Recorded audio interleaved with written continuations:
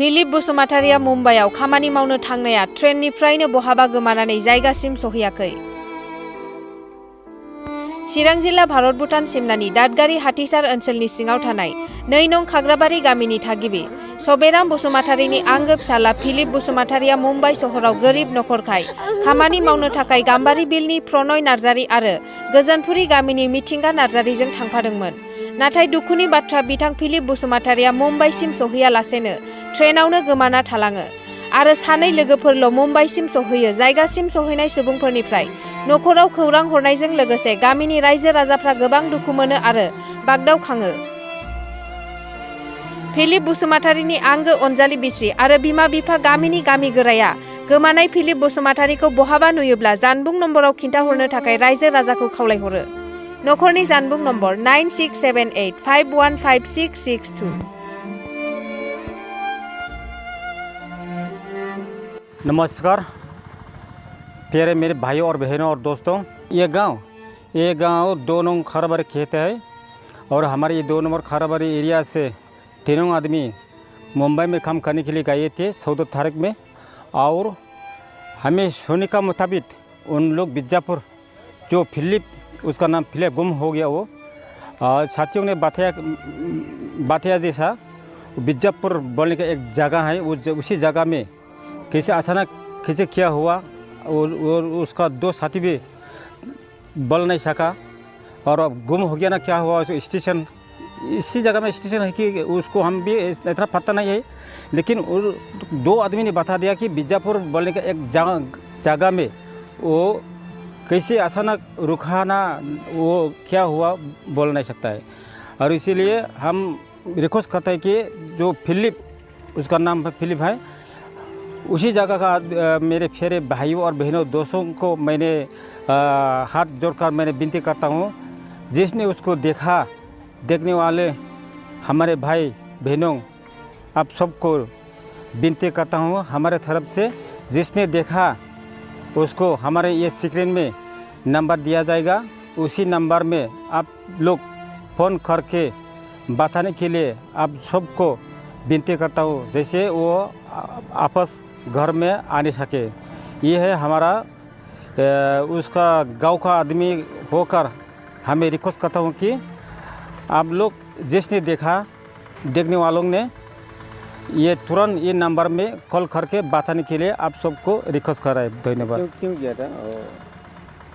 गया मतलब उन लोग मुंबई में काम करने के लिए गया था। कौन कौन गया था? और उसका साथियों ने एक प्रणय और एक मिथिंगा नार्जारी और एक ने प्रणय नार्जारी, उसका साथ गया था। हाँ, उसका साथ गया था, वो लोग बताने का जैसा। लेकिन अभी जाने में गया अच्छी तरह से गया, लेकिन बीजापुर एक जगह में कैसे असर क्या हुआ वो बोल नहीं सकते। 2 आदमी भी बोल नहीं सकते उसको क्या होकर ऐसा हो गया। लेकिन उन लोग मुंबई में पहुंचा देखा उसको, अब नहीं है। अभी उन लोग का आइडिया में बीजापुर जगह में एक छोटा सा स्टेशन है, क्या है उसमें अचानक किसी क्या होकर वो नामा ना क्या हुआ उसको उन लोग को पता नहीं चला। लेकिन उन लोग का आइडिया में उसी बीजापुर जगह में उन लोग फिलिप जिसको अभी गुम हो गया वो यही था बोल के उन लोग सुना दिया घर पे। ये है। धन्यवाद। जोंनि ओनसोला 2 नं खाग्राबारि हाथिसार एरिया, जोंनि गामियाखौ 2 नं खाग्राबारि होनना बुङो।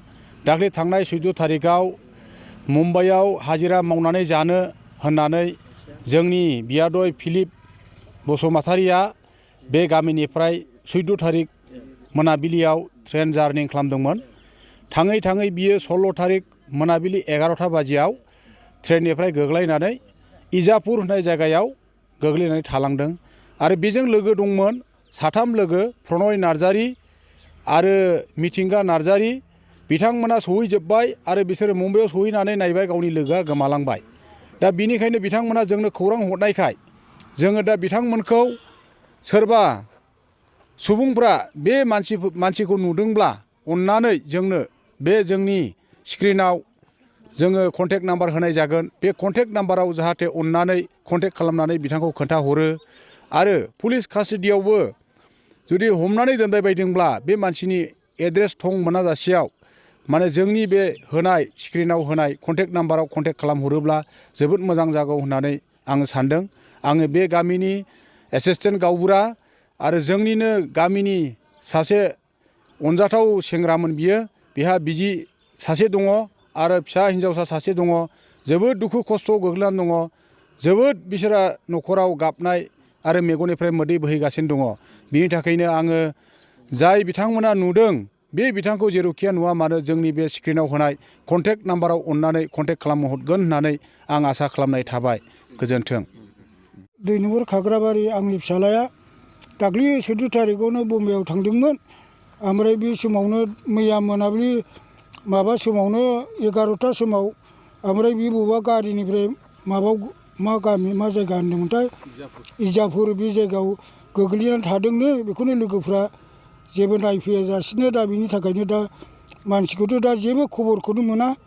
दा बिनि थाखायनो आं बेखौ खावलायदों आरो जेबो सोरबाफोर नुयोबा जाहाथे खिन्थाहरनानै जोंनिसिम एसे खिन्थाहरोबा जों गोजोननाय मोनगौ आरो।